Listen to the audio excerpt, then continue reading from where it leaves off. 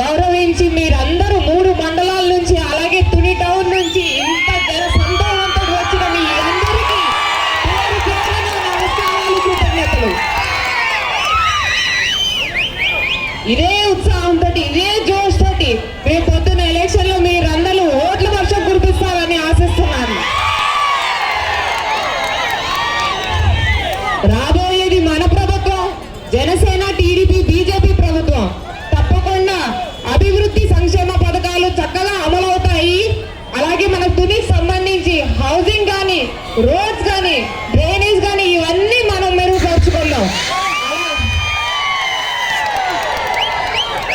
ఒక తుని మహిళగా నేను చేసేది తునికి ఒక మహిళా డిగ్రీ కాలేజ్ తీసుకురావడం, అది తప్పక తీసుకొస్తాం. అలాగే మన యువతకి ఇండస్ట్రియల్ కారిడార్ తీసుకొస్తాం, వాళ్ళకి ట్రైనింగ్ ఇచ్చి ఉపాధి కల్పిస్తాం. ఈ 2 ప్రామిసెస్ నా తరపు నుంచి మీ తుని మన తుని నియోజకవర్గానికి.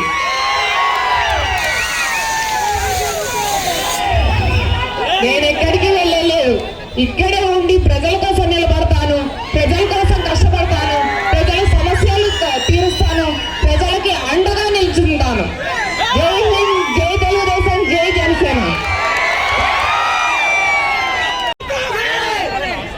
తునిలో నడిచిన నడక, దివ్య గారు ఇంటింటికి గడప గడపకి నడిచిన నడక రాష్ట్రంలో ఈ 175 నియోజకవర్గాల్లో ఏ ఒక్కరూ నడవలేదు. అంత విధాగా ప్రతి ఒక్క గడప గడపకు ఆమె తిరుగుతూ తెలుసుకుంటూ ప్రజల మధ్యలోనే ఉంటూ ఏ రోజు కూడా సెలవు తీసుకోకుండా మీతోనే మమైకమై నడిచారు. అలాగా ఇంత నడక నడిచి ఇంతసేపు ఇంతకాలం ప్రజలతో మీతోనే కలిసి ఉన్న వాళ్ళు కావాలా?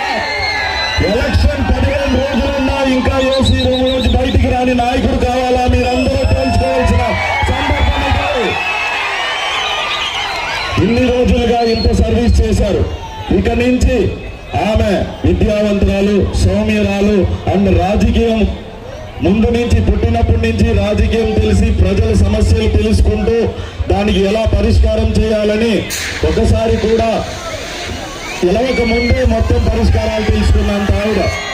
సో రాష్ట్రం ఇంత దుస్థితి పరిస్థితుల్లో ఉన్నప్పుడు మీరు ఇలాంటి అభివృద్ధి చేసే సొంత డబ్బుల్ని కూడా ప్రజల కోసం ఖర్చు పెట్టేసే, అంటే కౌలు రైతులకి, మత్స్యకారులకి, అలా బీసీ వర్గాలకి అన్నిటికీ సొంత డబ్బులు ఇచ్చేసే జనసేన పార్టీ అధినాయకుడు పవన్ కళ్యాణ్ గారు, అలాగే కొండల్ని కూడా హైటెక్ సిటీ చేసే ఒక విజనరీ లీడర్ నారా చంద్రబాబు నాయుడు గారు, అలాగా ఇండియాని ఒక గ్లోబల్ ప్లాట్ఫామ్ లో పెట్టిన మోడీ గారు, ఈ ముగ్గురు కలిసి రాష్ట్రాన్ని అభివృద్ధి అండ్ సంక్షేమాల 2 విధాలుగా ముందుకు తీసుకెళ్తున్నారు. సో